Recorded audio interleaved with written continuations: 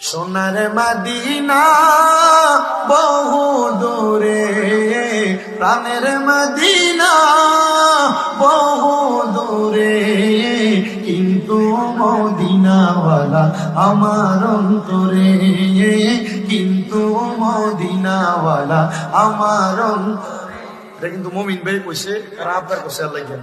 ওটা মানে আমার রাসূল করে করে বয়ে বয়ে কইতেছে, আরে সোনার মদিনা বহু দূরে, বলেন প্রাণের মদিনা বহু দূরে, কিন্তু মদিনাওয়ালা আমার অন্তরে।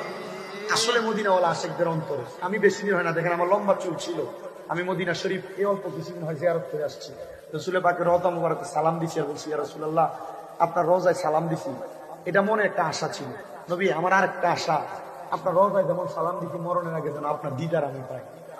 আর বলছি, ইয়া রাসূলুল্লাহ ওয়াজ মাহফিলে কত জায়গায় মানুষকে নিয়ে আপনার সালাম দিয়ে দুরূদ শরীফ পড়ি, আপনার ওই প্রেমিকদেরকে আপনি একবার হইলো মরার আগে মদিনায় নেন।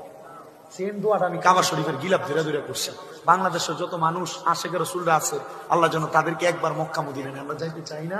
একটু মহব্বতে পড়েন, সোনার মদিনা বহু দূরে, পানের মদিনা বহু দূরে, কিন্তু মদিনা